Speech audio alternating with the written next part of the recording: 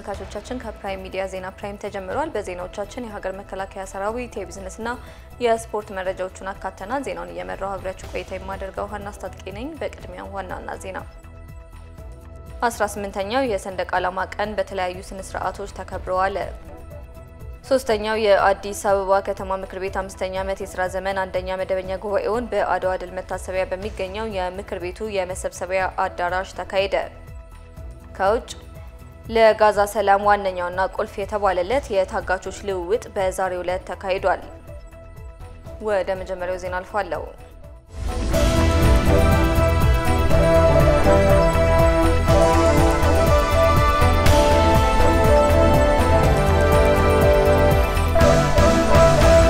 አስራ 18ኛው የሰንደቅ ዓላማ ቀን በህዝብ ተወካዮች ምክር ቤት የኢፌድሪ ፕሬዝዳንት ታዬ አጽቀሥላሴ በተገኙበት ተከበረ። ፕሬዝዳንት ታዬ አጽቀሥላሴ ባስተላለፉት መልእክት የሰንደቅ ዓላማ ቀን እያንዳንዱ ኢትዮጵያዊ ለሀገሩ ያለውን ፍቅር ክብርና ቃል ኪዳን በልቡ የሚያድስበት ክብረ በዓል ነው ብለዋል። የሰንደቅ ዓላማ ቀን የጋራ ማንነታችንን የምናጸናበት ታላቅ ክብረ በዓል ነው ሲሉም ፕሬዝዳንቱ ገልጸዋል። በዓሉን ስናከብር ያለፈውን የጀግንነት ገድላችንን የዛሬውን የልማት ጥረታችንንና የነገውን የእድገትና የብልጽግና ውጥናችንን አጣምሮ በያዘው ሰንደቅ ዓላማችን ለኢትዮጵያ ታላቅ የከፍታ ዘመን ብስራት ለብሔራዊ አንድነታችን ለሉዓላዊነታችንና ለኢትዮጵያ ህዳሴ በሚል መሪ ሐሳብ ነው ብለዋል። ኢትዮጵያውያን በልባችሁ የሰላምን የተስፋ ወጋገን አጥብቆ በመያዝ በክንዳችሁ ብርታት ሰንደቅ ዓላማውን መጠበቅ ይገባልም ሲሉ ገልጸዋል። ሁሉም ኢትዮጵያዊ በእውቀቱ በጉልበቱና በሚችለው ሁሉ የኢትዮጵያን የእድገት ግስጋሴ በማሳካት ሁሉም የበኩሉን ድርሻ እንዲወጣም ጥሪ አቅርበዋል። ኢትዮጵያ ባለፉት ጥቂት የለውጥ ዓመታት ምርታዊ ስኬቶችን እያስመዘገበች የሚመጥናትን ከፍታ እየያዘች ትገኛለች ሲል የመንግስት ኮሚኒኬሽን አገልግሎት አስታወቀ። የመንግስት ኮሚኒኬሽን አገልግሎት ዛሬ የተከበረውን የሰንደቅ ዓላማ ቀን አስመልክቶ ባወጣው መግለጫ ስኬቶቻችንን የሰንደቃችንን ከፍታ የሚጨምሩ ናቸው ብሏል። የመግለጫውን ሙሉ ቃል ሂሪያዱ ፌራ እንደሚከተለው ታቀርበዋለች። ስኬቶቻችን የሰንደቃችንን ከፍታ የሚጨምሩ ናቸው። ኢትዮጵያ ባለፉት ጥቂት የለውጥ ዓመታት ምርታዊ ስኬቶችን እያስመዘገበችበት የሚመጥናትን ከፍታ እየያዘች ትገኛለች። ለዘመናት የቁጭትና እንጉርጉሮ ትርክት ምንጭ የነበረውን አባይን ገርታ የኃይልና ብርሃን ምንጭ አድርጋለች። በንጋት ሐይቅ በምግብ ሉዓላዊነቷ ላይ ጉልህ ሚና የሚጫወት የአሳ ምርት ማግኘት ችላለች። አዲስ የቱሪዝም መዳረሻ ደሴቶችንና ከተሞችን ፈጥራለች። የአባይን የቁጭት ትርክት ወደ ድልና አሸናፊነት ብስራት ቀይራለች። ተጨማሪ የኃይል ምንጮችን ከውሃ እስከ እንፋሎት ከፀሐይ ብርሃን እስከ ኒኩለር ኃይልና ነፋስ በመገንባት ላይ ናት። እነዚህ ሁሉ የሰንደቋ ከፍታና ተምሳሌትነትን የሚያጎሉ ናቸው። ኢትዮጵያ ከገጸ ምድር ባሻገር በከርሰ ምድር ያሉ ሀብቶቿን ወደ መጠቀም ተሸጋግራለች። በተፈጥሮ ጋዝ ማውጣት የታየውን ስኬት ለማላቅ በነዳጅ ዘይትም ለመድገም ግዙፍ ፕሮጀክቶች ጀምራለች። የግብርና ዘርፉን ውጤታማነት ለማሳደግ የአፈር ማዳበሪያ በራሷ ለማምረት ወሳኝ ምዕራፍ ላይ ደርሳለች። የህዝቧን ያኗኗር ዘይቤ ለመቀየር ከቢሮ እስከ ግቢ በሚል ጀምራ ከከተማ እስከ ገጠር ወደሚል ተሸጋግራለች። በአዲስ አበባ የተጀመረው የከተሞች ገጽታ የመቀየር ንቅናቄ ዘመናዊነትን የስማርት ሲቲ ጽንሰ ሐሳብንና ሰውን ከተፈጥሮ የማስማማት ልምምድን ያስተዋወቀ ነው። ይህ የዲፕሎማሲ ማዕከል የሆነችውን መዲናችንን በዓለም አቀፍ ደረጃ ያላትን ገጽታ የሚያጎላ የሰንደቃችንን ከፍታ የሚጨምርም ሆኗል። ከተሞቻችንን የማዘመኑን ጅማሮ ወንዞቻችንን በማከም የተፋሰሶችን ደህንነት የሚያረጋግጥ ሆኗል። ከንጦጦ ጀምሮ እየተሰራ ያለው የወንዞች ዳርቻ ልማት የአዋሽ ተፋሰስ ስነ ምህዳር ምንጭ የሚያክም ለአካባቢ ጥበቃ አብነት ነው። የገጠር አኗኗር ዘይቤያችንን በማዘመን ኢትዮጵያን በበጎ የምትመስል ሀገር የማድረግ ጥረታችን ፍሬው እየታየ ነው። እነዚህ ሁሉ የሰንደቃችንን በኩራት መውለብለብ የሚያጎሉ የትጋታችን ውጤቶች ናቸው። ዛሬ የምናከብረው የሰንደቅ ዓላማ ቀን በነጻነት ቀን የተገኘ አይደለም። ነጻ ሆኖ ለሌሎች ነጻነት ከፍ ብሎ ሲውለበለብ የታየ የነጻነት ምልክት እንጂ ነጻነቱን ለማስከበር ግን ቀደምቶቻችን ደም ስጋና አጥንት ገብረዋል። ኢትዮጵያን የዓለም የነጻነት ቀንዲል አድርገው አስረክበውናል። ዛሬም እንደትናንቱ የኢትዮጵያ ሉዓላዊነት በደምና በአጥንት ለማስከበር የቆረጡ ጀግኖች አሉን። በምድር በአየር በባህርና በሳይበር የኢትዮጵያ ሉዓላዊነት በማስከበር ሰንደቋ የነጻነት ተምሳሌትነቱን እንዲቀጥል የሚተጉ ጀግኖች አሉን። የሰንደቅ ዓላማ ቀንን የምናከብረው በሁሉም ግንባር በሁሉም አውድ ስለ ኢትዮጵያ ዋጋ የሚከፍሉ ጀግኖቻችንን በማመስገን ሰንደቃችንንም በክብር ከፍ አድርገን በማውለብለብ ለላቀ ከፍታ እንደምንታገል ቃል በመግባት ነው። የተጀመሩ ትላልቅ የሰንደቅ ዓላማ ፕሮጀክቶችን ለማሳካት ደግሞ ያለስስት በጋራ መጣር የኢትዮጵያን ብልጽግና እውን ለማድረግ ማናቸውንም ዋጋ መክፈል ከዜጎች ይጠበቃል። እንኳን ለሰንደቅ ዓላማ ቀን አደረሳችሁ። የመንግስት ኮሙኒኬሽን አገልግሎት ጥቅምት 3 2018 ዓመተ ምህረት ሰንደቅ ዓላማችን የውጭና የውስጥ ጠላቶቻችን ሊሰብሩት የማይችሉት የህብረ ብሔራዊነታችንና የሉዓላዊነታችን ምሽግ ነው ሲሉ የህዝብ ተወካዮች ምክር ቤት አፈ ጉባኤ ታገሰ ጫፎ ገለጹ። 18ኛው ብሔራዊ ሰንደቅ ዓላማ ቀን ፕሬዝዳንት ታዬ አጽቀሥላሴ አፈ ጉባኤ ታገሰ ጫፎና ሌሎች ከፍተኛ የመንግስት የሥራ ኃላፊዎች በተገኙበት በህዝብ ተወካዮች ምክር ቤት ተከብሯል። አፈ ጉባኤ ታገሰ ጫፎ በዚህ ወቅት እንዳሉት ሰንደቅ ዓላማችን የብዝሃነታችንና የእኩልነታችን መገለጫችን ነው ብለዋል። የዘንድሮ የሰንደቅ ዓላማ ቀን የኢትዮጵያን የከፍታ ዘመን የሚያበስር ነው ያሉት አፈ ጉባኤው ዛሬ ብሔራዊ አርበኝነታችንን የምንቀሰቅስበት ታላቅ ዕለት ነው ሲሉም አክለዋል። አፈ ጉባኤው ሰንደቅ ዓላማችን ፈተናዎችን አብሮን በመሻገር አፍሪካዊ ተምሳሌት ሀገርን የመገንባት አቅማችንን የምናጎለብትበት ነው ሲሉም ተናግረዋል።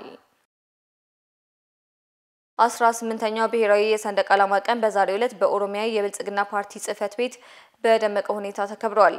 ብሔራዊ ሰንደቅ ዓላማ ቀን ሰንደቅ ዓላማችን ለኢትዮጵያ ታላቅ የከፍታ ዘመን ብስራት ለብሔራዊ አንድነታችን ለሉዓላዊነታችንና ለኢትዮጵያ ህዳሴ በሚል መሪ ቃል በዛሬው ዕለት በኦሮሚያ የብልጽግና ፓርቲ ጽህፈት ቤት ተከብሯል። ረመዳን ሀጂ ተጨማሪ ያለው 18ኛው ብሔራዊ የሰንደቅ ዓላማ ቀን በዛሬው ዕለት በኦሮሚያ ብልጽግና ፓርቲ ጽህፈት ቤት በደማቅ ሁኔታ ተከብሯል። ብሔራዊ የሰንደቅ ዓላማ ቀን ሰንደቅ ዓላማችን ለኢትዮጵያ ታላቅ ከፍታ ዘመን ብስራት ለብሔራዊ አንድነታችን ለሉዓላዊነታችን ለኢትዮጵያ ህዳሴ በሚል መሪ ቃል በዛሬው ዕለት በኦሮሚያ ብልጽግና ፓርቲ ጽህፈት ቤት ተከብሯል። በኦሮሚያ ፕሬዝዳንት ቢሮ ምክትል ኃላፊ አቶ ግርማ ደሳ የዓለም ሀገራት የሀገራቸው የነጻነትና ማንነት መገለጫ የበላይ የሆነችውን የራሳቸው ባንዲራ አላቸው።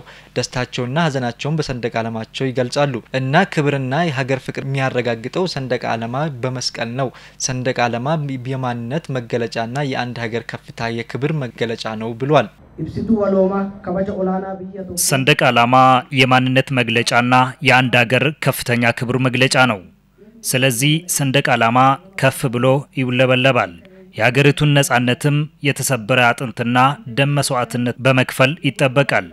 ሀገራችን ኢትዮጵያ ውድ መስዋዕትነት በመክፈል ነጻነቷ የተጠበቀች ሰንደቅ ዓላማዋ ጀግኖች ደም የፈሰሰባት ታላቅ ሀገር ነች። የሰላም አምባሳደር ቁፋ ጎቢ ሰንደቅ ዓላማችን የብዙሃነት የእኩልነት የህብረ ብሔራዊ አንድነታችን መገለጫ ነው ብሏል። 18ኛው ስናከብር ባንዲራ ማለት የሁላችን አርማ ነው። የአንድነታችን ነው፣ የሰላማችን ነው፣ የልማታችን ነው። ሁሉንም አቅፎ ያዘ ይሄ ባንዲራ ነው። ባንዲራ ማለት የአገር መስሶ ነው። ይሄ ስለሆነ ሁላችንንም ባንዲራውን ማክበር ነው ያለብን። እርስ በራሳችንም መከባበር ነው ያለብን። አንድነታችን መጠናከር ነው ያለብን። መዋደድ ነው ያለብን። በሌላ በኩል ኢንስፔክተር ፈየስም እንዳሉት ሰንደቅ ዓላማችን ቃል ኪዳናችንን ምናጸናበት ብሔራዊ አንድነት መንፈሳችን ምንቀሰቀስበት ምናድስበት ታላቅ ሀገራዊ በዓል በመሆኑ የውስጥና የውጭ ጠላቶችን ሊሰብሩት የማይችሉትን የሀገር ብሔራዊ አንድነትና ሉዓላዊነት ማሳያ ነው ብሏል። ባንዲራ ማለት ያ አንድ ሀገር መግለጫ ወይም ደግሞ አንድ ሀገር የምትቆምበት ማለት ነው። ባንዲራ ማለት የኢትዮጵያ ሕዝብ የሚገልጽበት ወይም ደግሞ እንደ ክልልም ቢሆን ባንዲራ የክልልንም ቢሆን የኢትዮጵያ ሀገርን የሚገልጽበትና ሀገር የምትቆምበት ሀገር የምትታወቅበት ነው። ስለዚህ ባንዲራ ማለት ደግሞ በደም በላብ ወይ በአካል ተጎርቶበት ስንት ህይወት ተከፍሎበት የመጣና ሲጠበቅ የነበረ ከድሮም የነበረ ከአባቶቻችን የመጣም ባንዲራ ያው ቀላል ነገር አይደለም። በኦሮሚያ ፕሬዝዳንት ቢሮ ምክትል ኃላፊ አቶ ግርማ ዴሲሳ ለ18ኛ የብሔራዊ ሰንደቅ ዓላማ ቀን የእንኳን አደረሳችሁ መልእክትም አስተላልፏል። ተመልካቾቻችን ዜናዎቻችን እንደቀጠሉ ናቸው። አሁን ደግሞ ከሰንደቅ ዓላማ ወጣ ወዳሉ ዜናዎች እናልፋለን። ሶስተኛው የአዲስ አበባ ከተማ ምክር ቤት 5ኛ ዓመት የሥራ ዘመን አንደኛ መደበኛ ጉባኤውን በአድዋ ድል መታሰቢያ በሚገኘው የምክር ቤቱ የመሰብሰቢያ አዳራሽ አካሂዷል። በጉባኤው የምክር ቤቱ አባላት ከመረጣቸው ሕዝብ ጋር ባደረጉት የመራጭ ተመራጭ ውይይት ምላሽ ያስፈልጋቸዋል ተብለው የተነሱ የሕዝብ ጥያቄዎችን ለከተማ አስተዳደሩ ከንቲባ ወይዘሮ አዳነች አቤቤ አቅርበዋል። ጫልሲሳ ገመዳ ተጨማሪ ዘገባ አለው። ሶስተኛው የአዲስ አበባ ከተማ ምክር ቤት 5ኛ ዓመት የሥራ ዘመን አንደኛ መደበኛ ጉባኤውን በአድዋ ድል መታሰቢያ በሚገኘው የምክር ቤቱ መሰብሰቢያ አዳራሽ አካሂዷል። በጉባኤው የምክር ቤቱ አባላት ከመረጣቸው ሕዝብ ጋር ባደረጉት የመራጭ ተመራጭ ውይይት ምላሽ ያስፈልጋቸዋል ተብሎ የተነሱ የሕዝብ ጥያቄዎችን ለከተማ አስተዳደሩ ከንቲባ አዳነች አቤቤ አቅርበዋል። በተለይም ንጹህ የመጠጥ ውሃ ለነዋሪዎች ለማቅረብ ከተማ አስተዳደሩ የያዛቸው እቅዶች ምንድናቸው? የጤና ጣቢያ እጥረት ያለባቸው አካባቢዎች ችግር ለመቅረፍ ምን ታቅዷል? የሚሉ ጥያቄዎች በምክር ቤቱ አባላት የተነሱ ሲሆን የአዲስ አበባ ከተማ ከንቲባ አዳነች አቤቤም ከምክር ቤቱ አባላት ለቀረበላቸው ጥያቄዎችና አስተያየቶች ምላሽና ማብራሪያ ሰጥተዋል። በመዲናዋ ጥራት ያለው የሕክምና አገልግሎት ተደራሽ ለማድረግ አዳዲስ የጤና ተቋማት እየተገነቡ መሆናቸውንም ተናግረዋል። በ2017 ብቻ 9 አዳዲስ ጤና ጣቢያዎችን አብዛኛዎቻችሁ ቋሚ ኮሚቴዎች አብረን የመረቅነው እነኚህ በ2017 የጨረስናቸው 9 አዳዲስ ጤና ጣቢያዎች የመጀመሪያ ደረጃ ሆስፒታልን የሚመጥኑ ናቸው። የድሮውን አይነት ጤና ጣቢያ አልገነባንም። የወደፊት የከተማዋን እድገት የዛሬውንም ፍላጎት ታሳቢ ባደረገ መንገድ ነው። 5ቱ ጤና ጣቢያ ያልነበራቸው ወረዳዎች ብላችሁ እናንተ እዚህ ምክር ቤት ያነሳችኋቸውን መነሻ በማድረግ መቼም ካንዱ ወረዳ ሌላው ወረዳ ይሻላልና ቅድሚያ የሚሰጣቸውን ቅድሚያ ሰጥተን ምላሽ የሰጠ ነው። ይሄ ብቻ አይደለም። 13 ጤና ጣቢያዎች በተሟላ ሁኔታ ታድሰዋል። የከተማዋ ዕለታዊ የውሃ አቅርቦትን ለማሻሻል እንዲሁም የመቆራረጥ ችግርን ለመቅረፍ በአሁኑ ወቅት ከነበረው ላይ ወደ 62000 ሜትር ኪዩብ ጭማሪ መደረጉንም ከንቲባ አዳነች አንስተዋል። በ2017 ብቻ የውሃ አቅርቦታችን በቀን 62000 ሜትር ኪዩብ ጨምሯል። አዲስ ውሃ ወደ አገልግሎት ያስገብተናል። በቀን 62000 ሜትር ኩብ ውሃ አሁን አዲስ አበባ ላይ ከሚቀርበው የውሃ አቅርቦት አንፃር ስናየው ከለውጡ በፊት የነበረውና ከለውጡ ወዲህ የተሰራው ተጨማሪ የውሃ አቅርቦት ስናይ ኦልሞስት 50% ሆኗል። እንግዲህ በዚህ አመትም ተጨማሪ የውሃ ፕሮጀክቶች እየሰራን ያለነው ልክ እንደ 2017 ከ60000 ሜትር ኩብ በላይ በዚህ አመትም አዳዲስ የውሃ አቅርቦትን በቀን እንጨምራለን። በምክትል ከንቲባ ማዕረግ የአዲስ አበባ ከተማ ስራና ክህሎት ቢሮ ኃላፊ አቶ ጥራቱ በየነ ከስራ እድል ፈጠራ ጋር ተያይዞ በሩብ ዓመት የስራ አፈጻጸም ውስጥ በከተማዋ ለ96000 ሰዎች የስራ እድል መፈጠሩንም አንስተዋል። በዚህ መሰረት ከስራ እድል ፈጠራ ስራችን አንጻር የመጀመሪያ ሩብ ዓመት ተይዞ የነበረው ወደ 77500 የሚሆን ወጣቶችና ሴቶችን ወደ ስራ ለማስገባት ነው እቅድ የተያዘው። በአጠቃላይ የ2018 አመታዊ እቅዳችን 350000 ስራ እድል መፍጠር ነው። ከዚህ አንጻር 96210 የሚሆኑ ወጣቶችና ሴቶች በዚህ ሩብ ዓመት ወደ ስራ ማስገባት የተቻለበት ነው። 18ኛው ብሔራዊ የሰንደቅ ዓላማ ቀን በአዲስ አበባ ከተማ አስተዳደር የምክር ቤት አባላቱና ከንቲባ አዳነች አቤቤ ባሉበት በአድዋ ድል መታሰቢያ በተለያዩ ሁነቶች ተከብሯል። በኦሮሚያ ክልል በዘንድሮ ዓመት የሩዝ ሰብል 1.2 ሚሊዮን ሄክታር መሬት ላይ ለማምረት እየተሰራ መሆኑን የኦሮሚያ ክልል ግብርና ቢሮ አስታወቀ። በኦሮሚያ ግብርና ቢሮ ኃላፊ የሚመራ ልዑካን ቡድን በኢሉባቡር ዞን መቱ ወረዳ በሮይ ገቢሳና በአራራ ፋራም እየለማ ያለ የሩዝ ምርትን ጎብኝቷል።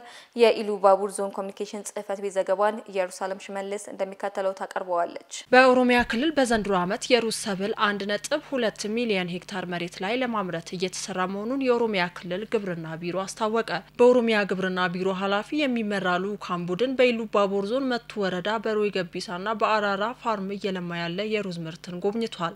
የኦሮሚያ ክልል ግብርና ቢሮ ኃላፊ አቶ ጌቱ ገመቹ የሩዝ ምርት በኦሮሚያ ክልል ለእርሻ ተስማሚ የአየር ንብረት ሰፊ ለም መሬት ውሃና ምቹ መልክዓ ምድራዊ አቀማመጥ ስላለው በምዕራብና በደቡብ ምዕራብ ኦሮሚያ ላይ በስፋት ለማምረት ታቅዶ እየተሰራ መሆኑን ገልጸዋል። ዘንድሮ ዓመት ላይ በስፋት ሩዝ ማምረት ስላለብን የመሬት ስፋቱም ምርት መጠኑም በዛው መጠን እንዲጨምር ተደርጎ ታስቦበት እየተሰራበት ያለበት ሁኔታ ነው ያለው። ዘንድሮ ወደ 1.5 ሚሊዮን ሄክታር የሚሆነውን በሩዝ ለመሸፈን ታቅዶ እስካሁን ድረስ 1.28 ሚሊዮን ሄክታር የሚሆነውን በሩዝ ሸፍነናል ማለት ነው። ከዚህ ወደ 52 ሚሊዮን እና ከዛ በላይ ምርት ይጠበቃል ማለት ነው። ይሄ ምርት ክልላችን ላይ በትክክል ትክክለኛውን ኢኒሼቲቫችንን ያሳካንበትና ህዝባችን ተጠቃሚ የሆነ ያመጣበት ሁኔታ ነው የሚያሳየው። የኢሉባቦር ዞን ዋና አስተዳዳሪ አቶ እንዳልካቸው ተፈሪ በዞኑ ባለው ምቹ ስነ ምህዳር በግብርናው ዘርፍ አመርቂ ውጤት ለማስመዝገብ የሩዝ ምርት ከዚህ ቀደም 3000 ሄክታር ብቻ ላይ እየለማ የነበረ በዘንድሮ ዓመት ደግሞ ከ200,000 ሄክታር መሬት ላይ 6 ሚሊዮን ኩንታል ምርት እንደሚጠበቅ ተናግረዋል። ሀገራችን ከውጭ የምታስገባ ሩዝ ማቆም እንደሚቻል በተግባር ያሳየንበት ሁኔታ ነው ያለው። ከዛ ባሻገር ሩዝ ለዞናችን አንደኛ መካናይዜሽን ይዞ መጥቷል።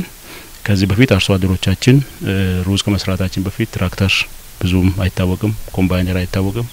አሁን የሩዝ ምርት ካሰፋን በኋላ በአንድ በኩል አርሶ አደሮቻችን የጀመሩት ዛሬ በተለይ በግብርና ዘርፍ ላይ የተመሰሩ ባለ ሀብቶች ራሱ የኛ ኢኒሼቲቭ ተቀብሎ ሩዝ ያመረቱ በወረዳው በኩታ ገጠም የተዘራው የበቆሎ ምርትም ተጎብኝቷል። ዘገባው የኢሉባቦር ዞን ኮሙኒኬሽን ጽህፈት ቤት ነው። የገረዳ አቡበከር የ50 ዓመት ህይወት ጉዞ ስኬት ላይ ያተኮረ መጽሐፍ ተመረቀ።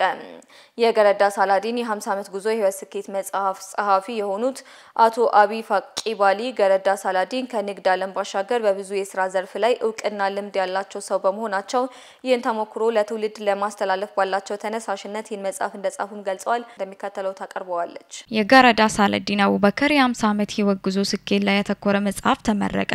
ገረዳ ሳላዲን አቡበከር ባለፉት ዓመታት በብዙ ውጣ ውረድ ውስጥ በማለፍ ብዙ ሀብቶችን የያዘና አቅመ ደካሞችን በመርዳት የሚታወቅ ሰውም ነበር። የገረዳ ሳላዲን የ50 ዓመት ጉዞ የህይወት ስኬት መጽሐፍ ጸሐፊ የሆኑት አቶ አቢ ፋቂባሉ ገረዳ ሳላዲን ከንግድ ዓለም ባሻገር በብዙ የሥራ ዘርፍ ላይ እውቀትና ልምድ ያላቸው ሰው ስለሆኑ ይህን ተሞክሮ ለትውልድ ለማስተላለፍ ባላቸው ተነሳሽነት ይህን መጽሐፍ እንደጻፉም ገልጸዋል። በግንባታ ላይ በጣም እውቀት ያላቸው፣ በባህል መድኃኒት ላይ በጣም እውቀት ያላቸው፣ በማዕድኖች ላይ እውቀት ያላቸው፣ በግብርና ላይ እውቀት ያላቸው ተመራማሪ በጣም የተለዩ ሰው ናቸውና መጽሐፉ ይሄን ሁሉ ያካተተ ነው።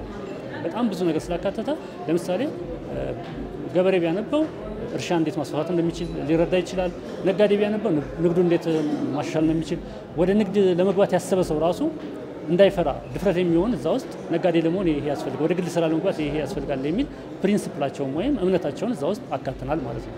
ስለዚህ ሁሉም ሰው ቢያነበው በጣም ትልቅ ጠቀሜታ ያለው ለሀገራችን ትልቅ የስኬት አንድ እርምጃ ነው ማለት ነው። አክለውም አቶ አቢ ፋቂባሉ በኢትዮጵያ የአብሮነት ልምዳችን ዝቅተኛ በመሆኑ ገረዳ ሳላዲን ደግሞ የአብሮነትና አንድነት ተምሳሌት በመሆናቸው ዜጎችም ከዚህ መጽሐፍ ልምድ እንዲቀስሙ ታስቦ እንደተጻፈም ተናግረዋል። እሳቸው ግን ቤተሰቦቻቸውን ሰብስበው የጋራድ ቤተሰብ በጣም ብዙ ነው። ወንድሞቻቸውን ይዘው ጋራድ ኩባንያ መስርተው ለ50 ዓመት በፍቅርና በሰላም ይሄንን ድርጅት ለዚህ አብቅተው አዲስ አበባ ላይ እና ሌሎች እንትኖች ላይ ከ19 ህንጻዎች በላይ በመገንባት በጣም ትልቅ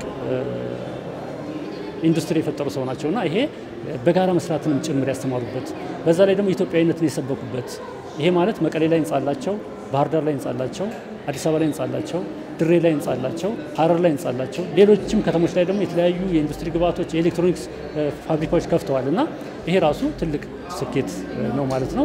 ሁሉም ዘርፍ ውስጥ ያሉ ሰው ስለሆኑ ሁላችንም ብናነበው በሁሉም ዘርፍ ስለሳቸው እናውቃለን፣ ትምህርት እናገኝበታለን። ለወደፊት ህይወታችን ትልቅ ምርታ ይሆናል ማለት ነው። የታሪኩ ባለቤት ገረዳ ሳላዲን አቡበከር በተለይ ወጣቶች ይህን መጽሐፍ ካነበቡ ህይወታቸውን የሚቀይር ብዙ እውቀት እንደሚያገኙበት አምናለሁም ብለዋል።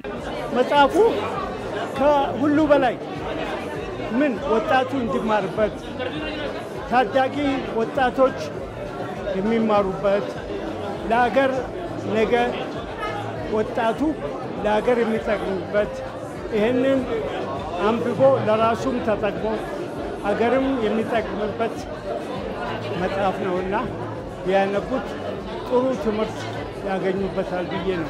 የጋራዳ ሳለዲን አቡበከር የ50 ዓመት የህይወት ጉዞ ስኬት ላይ ያተኮረ መጽሐፍ በአፋን ኦሮሞና በአማርኛ የተጻፈ ሲሆን ይህም ተደራሽነቱን ለማስፋት ታስቦ እንደሆነ ተገልጿል። ተመልካቾቻችን ዜናዎቻችን እንደቀጠሉ ናቸው። የቢዝነስ መረጃዎችን የምናቀርብበት ሰዓት ላይ ደርሰናል። ባልደረባዬ በጸሎት ጌታቸው አጠገቤ ትገኛለች። በጸሎት እንዴት አመሸሽ? እንደምን አመሸሻና ምን የቢዝነስ ዜናዎችን ይዘሽልን ቀረብሽ? አመሰግናለሁ። እንግዲህ ለዛሬ ከያዝናቸው የቢዝነስ ዜናዎቻችን መካከል ከሀገር ውስጥ በዘንድሮ ዓመት 17 ሚሊዮን ኩንታል የቡና ምርት ለማግኘት መታቀዱን የኦሮሚያ ክልል ግብርና ቢሮ አስታውቋል። ይሄ ከሀገር ውስጥ ያዝነው ነው። ከሀገር ውጭ ደግሞ ቻይና ለትራምፕ የታሪፍ ዛቻ ምላሽ የሚሆን የአጸፋ እርምጃ ማዘጋጀቷን አስታውቃለች። ይህንም ደግሞ በሰፊው የምንመለከት ይሆናል። ጥሩ በጸሎት መቀጠል ትችላለሽ። አመሰግናለሁ።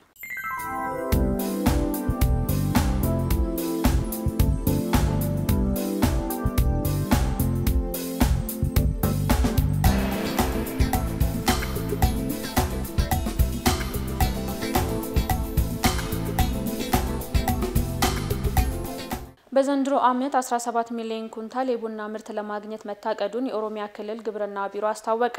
የቢሮ ምክትል ኃላፊና የቡናና ፍራፍሬ ልማት ዘርፍ ኃላፊ አቶ መሐመድ አሚን ሳኒ ባለፈው የምርት ዘመን 15.2 ሚሊዮን ኩንታል የቡና ምርት ማግኘት ተችሏል ብለዋል። በዘንድሮ ዓመት በተሰራው የምርት ትመናና የአየር ሁኔታ መሰረት ከባለፈው ዓመት ከፍ ብሎ 17 ሚሊዮን ኩንታል የቡና ምርት ለማግኘት ታቅዷል ብለዋል። ክልሉ በቡና ምርት የሚታወቅ መሆኑን አንስተው የቡና ልማትን ለማሳደግ መርሃ ግብር ተቀርጾ እየተሰራ ይገኛል ብለዋል። በዚህም ቡናም በኩታ ገጠም የመትከል እንዲሁም በዘመናዊ መንገድ የማልማት ስራ እየተሰራ መሆኑንም አስረድተዋል። በክልሉ 3.3 ሚሊዮን ሄክታር መሬት በቡና ማሳ የተሸፈነ መሆኑን የገለጹት ምክትል ኃላፊው ከዚህ ውስጥም 1.5 ሚሊዮን ሄክታሩ ምርት የሚሰጥ ነው ብለዋል። የአዲስ አበባ መምህራን ማህበር የተቋረጠውን የመምህራን ሆስፒታል ግንባታ መልሶ ለማስጀመር 40 ሚሊዮን ብር ማሰባሰብ መቻሉን አስታወቀ። የማህበሩ ፕሬዝዳንት መምህር ድንቃለም ቶሎሳ የተማሪ ወላጆችን በማስተባበር የተቋረጠውን የመምህራን ሆስፒታል ግንባታ መልሶ ማስጀመር የሚያስችል 40 ሚሊዮን ብር ተሰብስቧል ብለዋል። ባለፉት 4 ዓመታት ማህበሩ ለማከናወን ካቀዳቸው ተግባራት አንዱ የመምህራን ሆስፒታል ግንባታ እንደነበር አስታውሰው ከአዲስ አበባ ከተማ አስተዳደር በተገኘ የቦታ ድጋፍ ግንባታው ተጀምሮ ነበር። ሆኖም በገንዘብ ጥረት ምክንያት ግንባታው ተቋርጦ የሀብት ምንጭ በማፈላለግ ሂደት ላይ እንደቆዩ ገልጸዋል። የሀብት ምንጮች አንዱ ያደረግነው የተማሪ ወላጆችን ነው ያሉት ፕሬዝዳንቱ በዚህም ለመንግስት ትምህርት ቤት ወላጆች 50 ብርና ከዚያ በላይ የሚሸጡ ደረሰኞችን ለግል ትምህርት ቤት ተማሪ ወላጆች ደግሞ 100 ብርና ከዚያ በላይ የሚሸጡ ደረሰኞችን በማሰራጨት 40 ሚሊዮን ብር ማሰባሰባቸውን አስረድተዋል። የተከታተላችሁ ያላችሁት የሰዓቱን የቢዝነስ ዜናዎቻችንን ነው። አሁን ደግሞ ከሀገር ውጭ ወዳገኘናቸው የቢዝነስ ዜናዎች እናልፋለን። አብራችሁን ቆዩ። ቦትስዋና የአካባቢ የማዕድን ባለቤትነትን ለማስተዋወቅ አዲስ ህግ አወጣች። ደንቡ ቀደም ሲል ግዛቱ በማንኛውም የማዕድን ቅናሾች ውስጥ 15% አክሲዮን የመግዛት መብት የተሰጠው የማዕድንና የማዕድን ህግ ለውጥ ነው። አሁን ኩባንያው መንግስት ለመግዛት ካልፈለገ 24% አዲስ ቅናሾችን ለሀገር ውስጥ ባለሀብቶች መሸጥ ይጠበቅባቸዋል ተብሏል። የማዕድንና ኢነርጂ ሚኒስቴር ደንቡ ከጥቅምት 1 ጀምሮ ተግባራዊ ሆኗል ብለዋል። በዓለማችን ቀዳሚዋ የአልማዝ አምራች የሆነችው ቦትስዋና በማዕድን ሀብቷ የሀገር ውስጥ ባለቤትነትን ለማሳደግና የሀገር ውስጥ እሴት መጨመር ላይ እየሰራች ነው ሲል የዘገበው አፍሪካ ኒውስ ነው። ቻይና ለትራምፕ የታሪፍ ዛቻ ምላሽ የሚሆን የአጸፋ እርምጃ ማዘጋጀቷን አስታወቀች። የቻይና መንግስት ፕሬዝዳንት ዶናልድ ትራምፕ ከቤጂንግ ወደ ዋሽንግተን በሚገቡ ምርቶች ላይ 100% ቀረጥ ለመጣል መዛታቸውን ቁልጭ ያለ የአድሏዊነት ምሳሌ ነው በማለት ተችቷል። አሜሪካ ይህንን ዛቻ ተፈጻሚ ማድረግ የምትጀምር ከሆነ ቻይና በምላሹ የምትወስደውን የአጸፋ እርምጃ እንዳዘጋጀች የሀገሪቱ ንግድ ሚኒስቴር መስሪያ ቤት ቃል አቀባይ ተናግረዋል። የአጸፋ እርምጃው ምን አይነት ሊሆን እንደሚችል ግን አልተገለጸም። ቃል አቀባዩ አክለውም ቻይና ከአሜሪካ ጋር የንግድ ጦርነት ቢጀመር ሊያመጣ ስለሚችለው መዘዝ እንደማትፈራ አስታውቀዋል። ፕሬዝዳንት ዶናልድ ትራምፕ ቻይና ላይ ታሪፍ ለመጣል የዛቱት ሀገሪቱ ብርቅዬ የምድር ማዕድናትን ለውጭ ገበያ ማቅረብን በተመለከተ የምትከተለውን ህግ በማቋረጥ ነው። ትራምፕ በዚህ ወር ከቻይናው ፕሬዝዳንት ሺ ጂንፒንግ ጋር ይደረጋል ተብሎ የሚጠበቀውን ስብሰባ እንደሚያቋርጡም ዝተዋል። ለሳቱ ያዝናቸው የቢዝነስ ዜናዎች ይህን ይመስሉ ነበር። ቀሪ ፕራይም ዜናዎች ይቀጥላሉ። መልካም ቆይታ።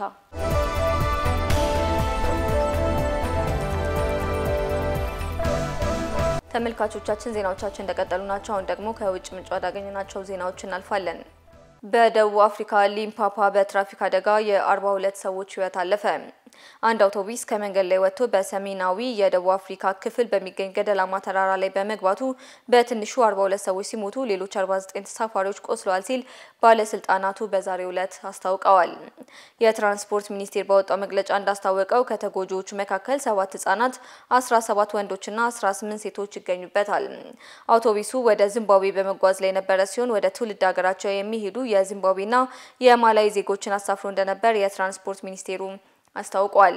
የደቡብ አፍሪካ ፕሬዝዳንት ሲሪል ራማፎዛ በሰጡት መግለጫ የወገኖቻቸውን ሞት ላጡ የዚምባብዌና የማላዊ አገራት ጥልቅ ሐዘን እገልጻለሁ ብለዋል። ባለፈው ዓመት በተመሳሳይ በሊምፖፖ ግዛት በደረሰ የትራፊክ አደጋ የ45 ሰዎች ህይወት ማለፉ ይታወሳል ሲል አፍሪካ ኒውስ ዘግቧል። ለጋዛ ሰላም ዋነኛውና ቁልፍ የተባለለት የታጋቾች ልውውጥ በዛሬው ዕለት ተካሂዷል። የእስራኤል መከላከያ እንዳስታወቀው ሁሉም ታጋቾች መለቀቃቸውንና መረከቡን አስታውቋል። በሌላ በኩል እስራኤል ከጋዛ የወሰደቻቸውን ታጋቾች ሙሉ በሙሉ እንደምትለቅ እየተጠበቀ ነው። አለም ሰገድ አበበ ተጨማሪ ዘገባ አለው። ተጠባቂው የእስራኤል ፍልስጤም የሰላም ሂደት አንድ በአንድ መሻሻሎችን እያሳየ የመጣም ይመስላል። የስምምነቱ አንደኛውና ዋነኛው አካል የሆነው የታጋቾች ልውውጥ የመጀመሪያው ምዕራፍ በስኬት እየተካሄደ ስለመሆኑ ቢቢሲ አስነብቧል። የእስራኤል ወታደሮች ጋዛን ለቀው የመውጣቱ ዜና ከተሰማበት ማግስት የዕለቱ ትልቁ ጉዳይ የእስራኤል የታጋቾች መለቀቅ ላይ ያተኮረም ሆኗል። ዛሬ ማለዳ ላይ በወጡ ዜናዎችም የእስራኤል መከላከያ በህይወት ያሉትን 20 ታጋቾች በሙሉ መልቀቁንም አስታውቋል። የእስራኤል ጦር ዛሬ ማለዳ የመጀመሪያዎቹን 7 ታጋቾች ተረክቦ ቤተሰቦቻቸው ወደሚገኙበት ስፍራ እየወሰደ ስለመሆኑም ገልጾ ነበር። ከጥቂት ሰዓታት በኋላ ተጨማሪ 13 ታጋቾች ከቀይ መስቀል ተረክቦ ወደ እስራኤል እየወሰደ መሆኑንም ገልጿል። ጦሩ ባወጣው መግለጫ ላይ የእስራኤል ጦርና ደህንነት ኤጀንሲዎች ተመላሾቹን ወደ እስራኤል አጅበው እያመጧቸው ነው ሲልም ተደምጧል። ወደ እስራኤል ከተመለሱ በኋላ የመጀመሪያ ሕክምና ምርመራ ይደረግላቸዋል ያለው መግለጫው በኋላ ላይ ለቀይ መስቀል ተላልፎ የሚሰጡ ተጨማሪ ታጋቾችን ለመረከብ መዘጋጀቱን አስታውቋል። ሐማስ በበኩሉ በህይወት ያሉ ሁሉንም ታጋቾች ማስረከቡን የገለጸም ሲሆን የ28ቱ ታጋቾች አስክሬንም በዛሬው ዕለት እንደሚያስረክብም ይጠበቃል። የተወሰኑ ታጋቾች ቤተሰቦቻቸውን በቪዲዮ ሲያነጋግሩ የሚያሳዩ ልብ የሚነኩ ምስሎችም እየተዘዋወሩ ነው። የታጋቾችና የጠፉ ቤተሰቦች የተሰባሰቡበት ሆስቴስ ኤንድ ሚሲንግ ፋሚሊስ ፎረም በማህበራዊ ሚዲያ ገጹ ላይ ወደ አገራችሁ እንኳን ደህና መጣችሁ ሲልም ለጥፏል። ከ738 አስጨናቂ ቀናት በኋላ ወደ ቤተሰቦቻቸው የተቀላቀሉትን 7 ታጋቾች በስም ዘርዝሮ ከእስር እንዲፈቱ ደከመኝ ሰለቸኝ ሳይሉ ወደ ለፉት ቤተሰቦቻችሁ ጓደኞቻችሁና ይህች ቀን እንድትመጣ አምኖ ወደ ተፋለመው ህዝባችሁ እንኳን ደህና ተመለሳችሁ ሲልም ጽፏል። የመጨረሻዎቹ ታጋቾች እስኪመጡና ተገቢውን ቀብር እስኪፈጸምለት ድረስም አያበቃም ሲልም ነው የተናገረው። ይህ የኛ የሞራል ግዴታ ነው። ያኔ ብቻ ነው የእስራኤል ህዝብ ሙሉ የሚሆነው ሲልም ተደምጧል። የእስራኤል ጦር የተለቀቁት 7 ታጋቾች ቤተሰቦቻቸውን ወደሚያገኙበት የመጀመሪያው መቀበያ ስፍራ እየተወሰዱ መሆኑንም አስታውቋል። ታጋቾች እየተለቀቁ ባሉበት በዚህ ሰዓትም የአሜሪካው ፕሬዝዳንት ዶናልድ ትራምፕ መዳረሻቸውን እስራኤልም አድርገዋል። እስራኤል በጥቂት ሰዓታት ውስጥ የፍልስጤም እስረኞችን ትለቃለች ተብሎም ይጠበቃል። እስራኤል 250 እስረኞችንና 22 ህፃናትን ጨምሮ 1700 ከጋዛ የወሰደቻቸውን ፍልስጤማውያንን በመጪዎቹ ሰዓታት ውስጥ ትለቃለች ተብሎም እየተጠበቀ ነው። ሐማስና እስራኤል የተኩስ አቁም ስምምነት ላይ መድረሳቸውን ተከትሎም የእስራኤል ጦር ከተወሰኑ የጋዛ አካባቢዎች ለቆ የወጣም ሲሆን ሐማስ ደግሞ ታጋቾቹን መልቀቅም ጀምሯል። የእስራኤል ወታደሮች ስምምነት ወደ ተደረሰባቸው አካባቢዎች ቢመለሱም በአጠቃላይ ከጋዛ ሰርጥ ለቀውም አልወጡም። በተኩስ አቁም ስምምነቱ መሰረት ሐማስ በህይወት ያሉትን ሁሉንም ታጋቾች የሚለቅም ሲሆን የ28ቱን ታጋቾች አስክሬናቸውንም ያስረክባል። እስራኤል 250 ፍልስጤማውያን እስረኞችን ከጋዛ የታገቱ 1700 ፍልስጤማውያን ፍልስጤማውያንንም ትለቃለች። አሁን ላይ ጋዛ በህንጻ ፍርስራሾች ውስጥም ሆነ የመሳሪያ ድምጽን ከመስማት እየተቆጠበች መታለች። ይህም ለጋዛ ነዋሪዎች ወደ መኖሪያቸው እንዲመለሱ ህፃናቶችም እንባቸው እየታበሰ ቀናቶች እየተቆጠሩ ይገኛል። ነገ በራሱ ምን ይዞ እንደሚመጣ ባይታወቅም ተመልካቾች ዜናዎቻችን እንደቀጠሉ ናቸው። የሀገር መከላከያ ሰራዊት መረጃዎችን የምናቀርብበት ሰዓት ላይ ደርሰናል። ይህን ሊያቀርብልን ባልደረባዬ ታደሰ ታምራት አጠገቤ ይገኛል። ታደሰ እንዴት አመሸክ? እንደምን አመሸሻና? ምን የሀገር መከላከያ ሰራዊት መረጃዎችን ይዘህልን ቀረብ? እንግዲህ በዛሬው የመከላከያ ዜናችን እንግዲህ በ18ኛው የብሔራዊ ሰንደቅ ዓላማ ቀን በመላው ሀገሪቱና በመከላከያ የተለያዩ ክፍሎች ተከብሮ ውሏል። ይህንን ዜናዎችን ይዤ የምቀርበው ጥሩ። ታደሰ መቀጠል ትችላለህ። አመሰግናለሁ።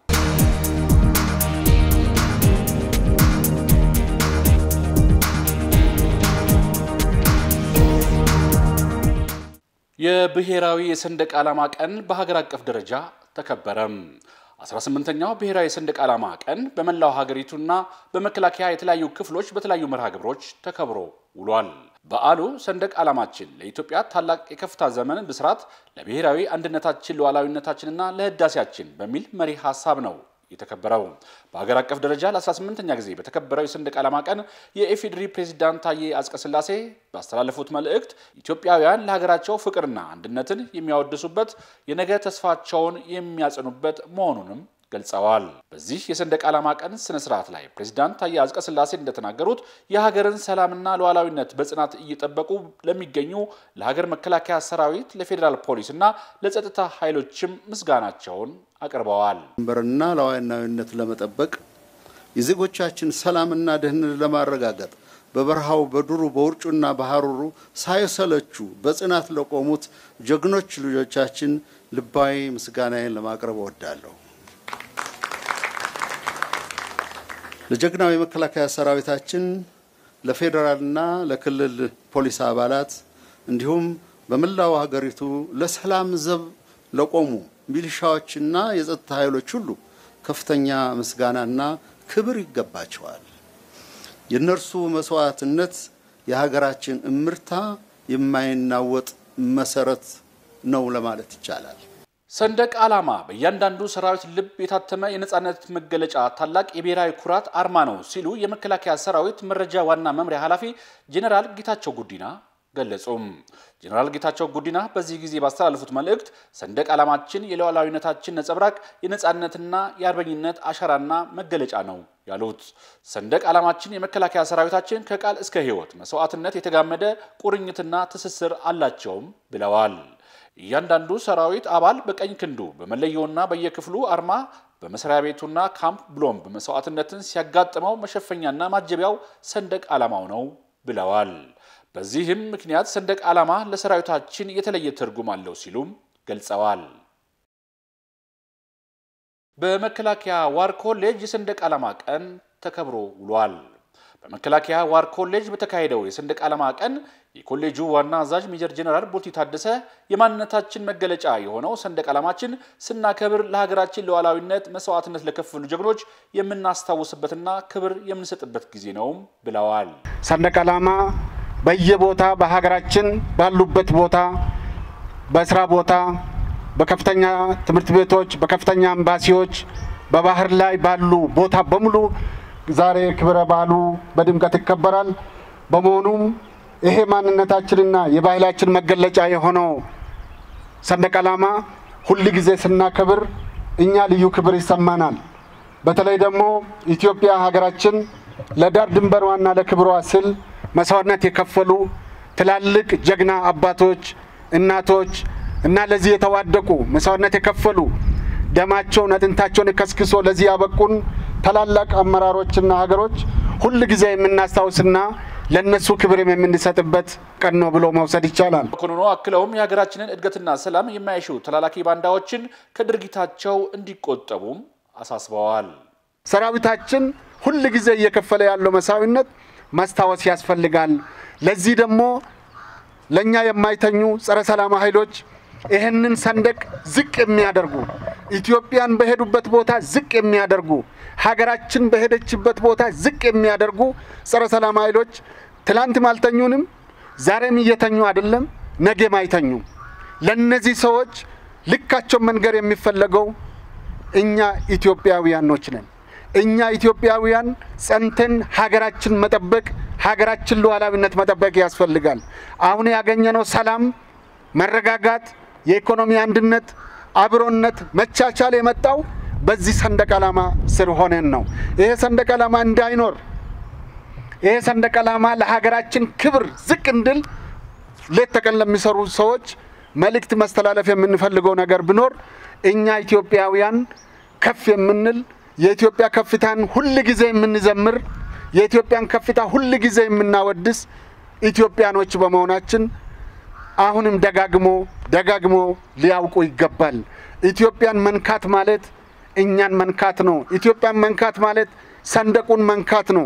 በሰንደቅ ዓላማ አከባበር ላይ ያገኘናቸው የሰራዊቱ አባላት በሰጡት አስተያየት ሰራዊቱና ሰንደቅ ዓላማ ከፍተኛ ቁርኝትና የአንድ ሳንቲም ሁለት ገጽታዎች መሆናቸውንም በአስተያየታቸው ላይ ገልጸዋል። በመጀመሪያ ሰንደቅ ዓላማችን እንደ ሰራዊት ከኛ ጋር በተለይ በጣም ልዩ ትስስር ነው ያለው።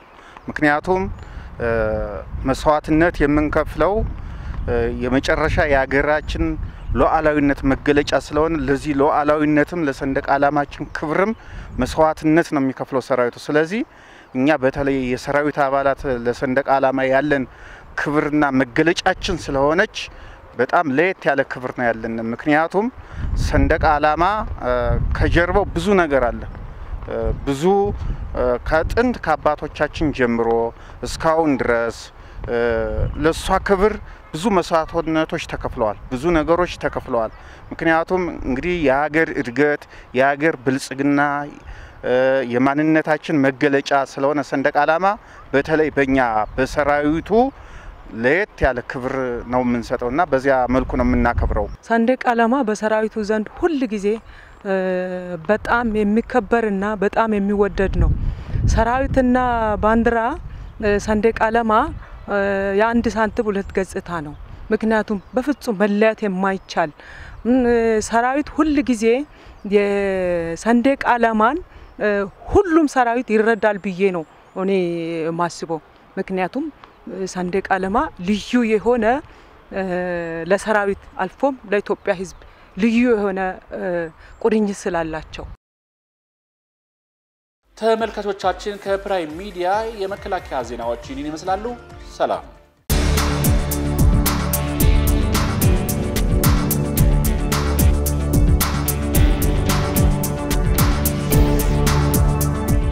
ተመልካቾች ለዛሬ የነበሩን ዜናዎች ይህን ይመስላሉ። አብራችሁን ቆይታ ስላደረጋችሁ እጅግ እናመሰግናለን። ቀሪ የፕራይም ሚዲያ ዝግጅቶች ይቀጥላሉ። በእኔ በኩል መልካም ጊዜ